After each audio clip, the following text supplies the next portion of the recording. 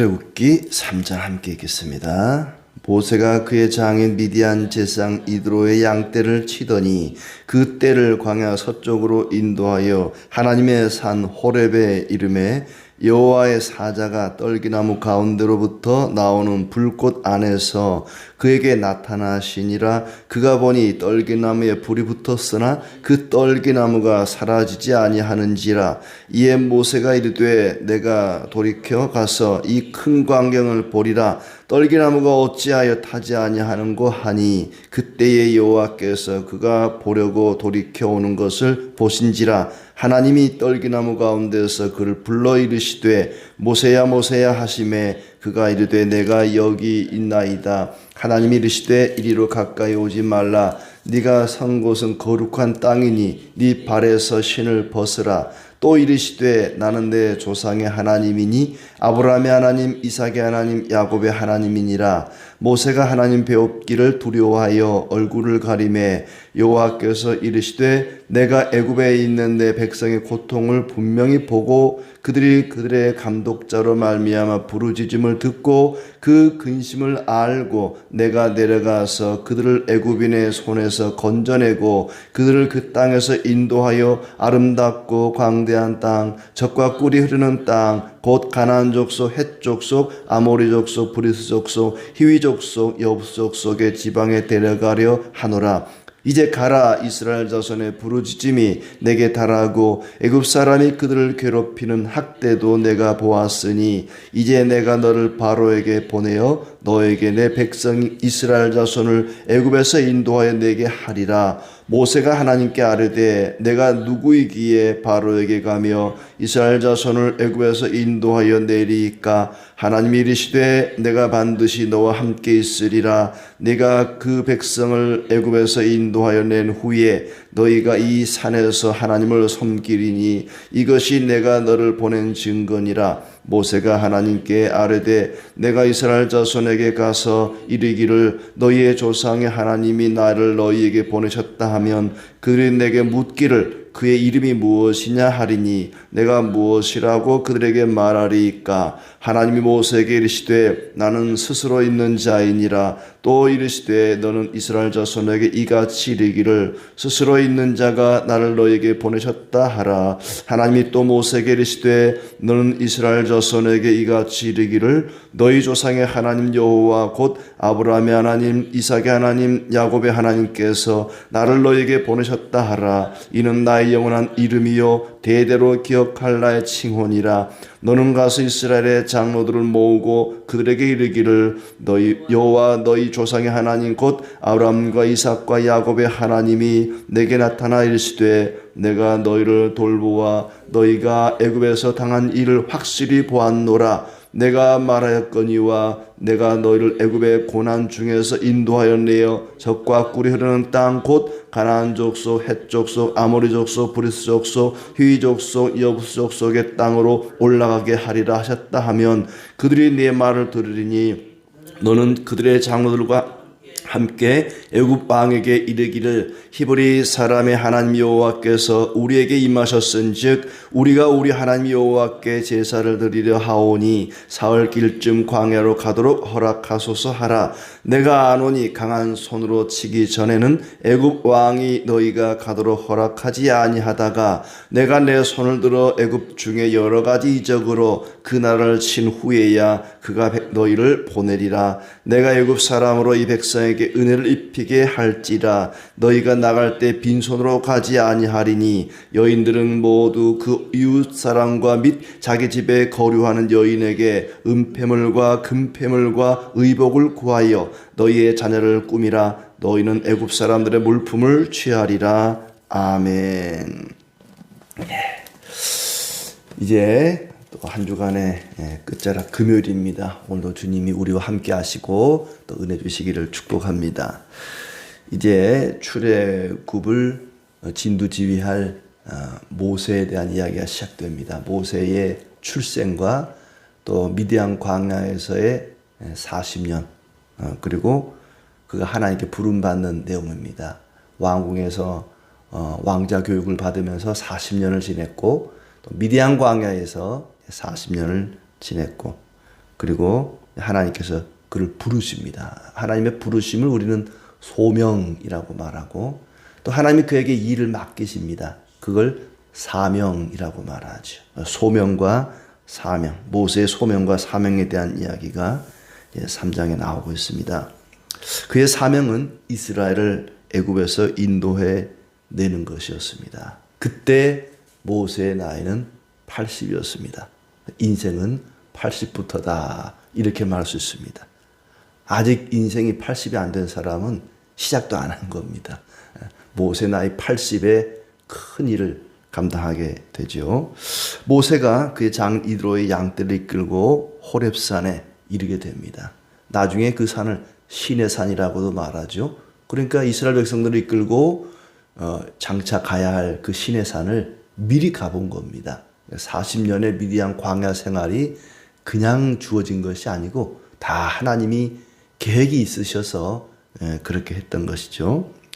자, 모세가 하나님을 찾은 것이 아니라 하나님이 먼저 모세를 찾아오셨다는 거죠. 하나님의 사자가 떨기나무 불꽃 가운데에서 나타나셨다. 떨기나무에 불이 붙었으나 떨기나무가 사라지지 않는다. 양을 치다가 아주 신기한 광경을 본 것입니다.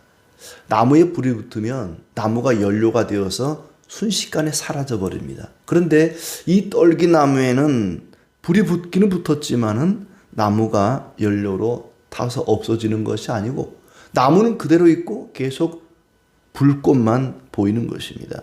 아주 의아해합니다. 이것은 하나님이 그 안에 계시기 때문이죠. 지금 이스라엘이라고 하는 이 민족은 애굽 땅에서 곧 사라질 것만 같은 바로의 핍박으로 인해서 불이 붙은 떨기나무처럼 곧 사라질 것만 같은데 걱정하지 마라. 내가 그 가운데 있으니 결코 사라지지 않을 것이다 하는 그런 의미를 지금 보여주고 있습니다. 하나님 모세를 부르십니다. 모세야 모세야 내가 여기 있나 이다 하고 대답을 합니다. 가까이 오라. 네가 선 곳은 거룩한 땅이니 신을 벗으라. 마치 우리가 어른들을 뵈려면은 모자를 벗어서 경의를 표하듯이 네 신을 벗으라. 신발을 벗고 하나님께 경의를 표하라는 것입니다. 나는 조상의 하나님이다. 아브라함의 하나님, 이삭의 하나님, 야곱의 하나님이다. 나는 그들에게 약속을 주시고 그 약속을 지키는 언약의 하나님이다. 오랜 세월 동안 400년 동안 이스라엘 백성들이 광야에서 고통 중에 있었지만은 하나님은 결코 언약을 잊어버리지 않았다는 얘기입니다. 나는 너희 조상의 하나님이다. 모세가 하나님 뵙기를 두려워하여 얼굴을 가렸다고 이야기합니다. 내가 내 백성의 고통을 분명히 보고 부르짖음을 듣고 근심을 알고.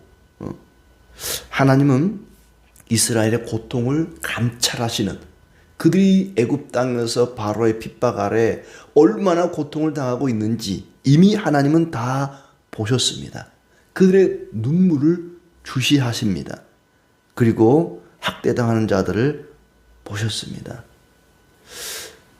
내 백성의 고통을 분명히 보고 그들의 감독자로 말미암아 부르짖음을 듣고 그 근심을 알고. 하나님은 우리가 부르짖어야만 비로소 아는 분이 아닙니다. 내가 하나님 힘들어요, 괴로워요, 고통스러워요 꼭 말을 해야만 아는 분이 아닙니다. 사람은 내가 말하지 않으면 잘 몰라요. 그러나 하나님은 우리가 부르짖지 않아도 이미 다 아십니다. 내가 얼마나 고통스러운지, 내가 얼마나 괴로워하는지, 내가 무슨 근심을 갖고 있는지 하나님은 이미 다 아십니다. 내가 분명히 보고 듣고 알고, 그리고 내려가서 애굽인의 손에서 건져내고 그 땅으로 인도하고 아름답고 광대한 땅, 젖과 꿀이 흐르는 가나안 땅으로 데려가려 한다. 내가 내려가서 건져내고, 예수님도 우리를 건져내기 위해서 이 땅으로 내려오셨습니다. 하늘 보좌를 버리시고 이 땅에 내려오셨습니다. 그리고 하나님은 단지 애굽 땅에서 건져내는 것만 하고 끝내는 것이 아니라 가나안 땅으로 인도하겠다고 말씀하십니다. 예수님께서도 우리를 죄와 사망 가운데서 건져내고 나머지는 너희가 알아서 살아라 이렇게 말하지 않고 하나님의 나라 이르기까지 우리를 인도해 주십니다. 건져내실 뿐만 아니라 인도하는 것까지 목적지까지 무사히 도착할 수 있도록 이끌어 주시겠다고 말씀하십니다. 너를 인도해내고 가나안 땅으로 데려가려 한다. 그러니 이제 너는 가라. 9절에 이제 가라. 이스라엘 자손의 부르짖음이 내게 달하고 애굽 사람이 그들을 괴롭히는 학대도 내가 보았으니 이제 너는 바로에게 가라. 가서 내 백성을 애굽에서 인도하여 내게 하리라. 하나님께서 모세에게 이 사명을 주신 거죠. 너는 가서 네 백성을 인도해 내라. 하나님께서는 보시고 들으시고 알고 계시고 내려오신 분이십니다. 그리고 건져내고 인도하여 이르게 하시는 그런 하나님이십니다. 모세가 말합니다. 의외의 반응을 보이죠. 예, 알겠습니다, 하나님. 이제야 하나님이 저를 알아보시는군요. 아우, 서운했습니다. 40년 전에 제가 뭔가 좀 해보려고 할 때 저를 광야로 쫓아내시더니 이제야 나타나셨군요. 모세가 그렇게 반응한 것이 아니라, 아이고, 하나님, 제가 누군데, 제가 뭔데 그 일을 합니까? 11절에 내가 누구이기에 바로에게 가며 이스라엘 자손을 인도하여 내리까? 저는 아무것도 아닙니다. 그저 양치는 목동에 불과합니다. 내가 반드시 너와 함께 있으리라. 네가 그 백성을 인도하여 낸 후에 이 산에서 하나님을 섬기리니 이것이 내가 너를 보낸 증거니라. 그들이 이스라엘 백성들이 애굽에서 구원받은 이유, 목적은 뭐냐? 하나님을 예배하는 것입니다. 우리가 구원받은 목적도 하나님을 찬양하고 경배하고 예배하는 것입니다. 하나님이 왜 자기 백성을 구원하시는가? 예배받기를 원하십니다. 너희가 애굽에서 나와서 이 산에서 나를 예배하게 하려고 지금 이렇게 하는 것이다. 내가 반드시 너와 함께 있으리라. 가라. 백성들이 하나님의 이름이 뭐냐고 물으면 뭐라고 말해야 됩니까? 하나님 이름이 뭡니까? 나는 스스로 있는 자. 여호와라는 이름의 뜻은 스스로 있는 자입니다. 나는 스스로 있는 자니라. 스스로 있는 자니라. 세상의 신은, 세상 사람들이 말하는 신이라는 존재는 사람의 상상력으로, 사람의 힘으로, 사람의 손으로 만들어낸 것들입니다. 그러나 하나님은 누군가로부터 지음받으신 분이 아니고 누군가로부터 다스림을 받는 분도 아니고 영원부터 영원까지 스스로 존재하는 분이십니다. 그래서 여호와라, 나는 스스로 있는 자다, 여호와라 말하라고 가르칩니다. 나는 스스로 있는 자 아니라 스스로 있는 자가 나를 너희에게 보내셨다. 조상의 하나님이 보내셨다. 아브라함의 하나님, 이삭의 하나님, 야곱의 하나님이 나를 너희에게 보냈다고 말하라. 나의 영원한 이름 대대로 기억할 나의 칭호 여호와 하나님의 자기소개입니다. 너는 가서 장로들을 모으고 설득해라. 그들이 네 말을 들을 것이다. 그래서 이제 장로들과 바로에게 가서 장로들과 함께 힘을 합쳐서 바로에게 가서 바로를 설득해라. 그런데 바로에게 말해서 우리를 내보내 주시오. 우리가 가서 하나님께 예배해야 됩니다. 라고 말하면 오케이 가라. 그러지 않을 것이다. 강한 손으로 치기 전에는 허락하지 않을 것이다. 하나님은 모세가 장로들과 함께 바로에게 가서 설득하지만 바로가 결코 허락하지 않을 것을 미리 말씀해 주십니다. 여러 가지 이적으로 친 후에야 보낼 것이다. 예배하기 위해서 우리를 보내라. 우리가 가나안 땅 가서 이제 독립해야 됩니다. 그런 말 하지 말고 그냥 우리 잠깐 광야에 가서 예배하고 오겠습니다. 야, 애굽에는 다른 신을 섬기는 사람들이 많으니까 혹시 방해될지 모르니까 우리끼리 가서 광야에 가서 예배 드리고 올 테니까 잠깐 보내주시오 말이라. 그러나 그것조차도 들어주지는 않을 것이다. 하나님은 거절할 것을 미리 말씀하시고 이제 바로에게 가서 바로를 설득하라고 이야기합니다. 그러나 결국은 내보내주게 될 텐데 하나님이 그들을 쳐서 그때 내보내게 될 텐데 그냥 나오지 않고 빈손으로 나오지 않고 여러 가지 은폐물, 금폐물, 의복들을 가지고 그 물품을 애굽 사람의 물품을 빼앗아서 가지고 나오게 될 것이다. 결국 그대로 되고 맙니다. 이렇게 하나님과 모세 사이에 밀당이 이루어집니다. 모세야 가라. 네 백성에게 가라. 바로에게 가라. 가서 예배하러 가겠다고 말하라. 하나님 저는 못합니다. 제가 누구이관데 그 큰 일을 감당합니까? 다른 사람 보내십시오. 모세는 신앙도 좋고 지혜도 있고 어제 우리가 봤지만 태어나자마자 어머니 품 안에서 자랐습니다. 비록 애굽의 왕궁에 들어가 바로의 공주로 자랐지만은 어머니 품 속에서 자라면서 얼마나 신앙 교육을 잘 받았겠습니까? 모세는 믿음 있는 사람이었습니다. 히브리서에는 분명히 모세는 믿음으로 그 모든 일을 행했다고 말하지 않습니까? 모세는 믿음의 사람이었고 또 애굽의 왕자로서 뛰어난 그런 교육을 받은 사람입니다. 모세가 나이 40에 이스라엘 백성을 괴롭히는 애굽의 감독자를 때려 죽이고 모래속에 감추고 자기 민족을 위해서 뭔가 해보겠다. 내가 이 민족을 살려야겠다. 열정을 가지고 열심을 가지고 나섰습니다. 그러나 하나님은 그때 모세를 애굽의 지도자로 세우지 않았습니다.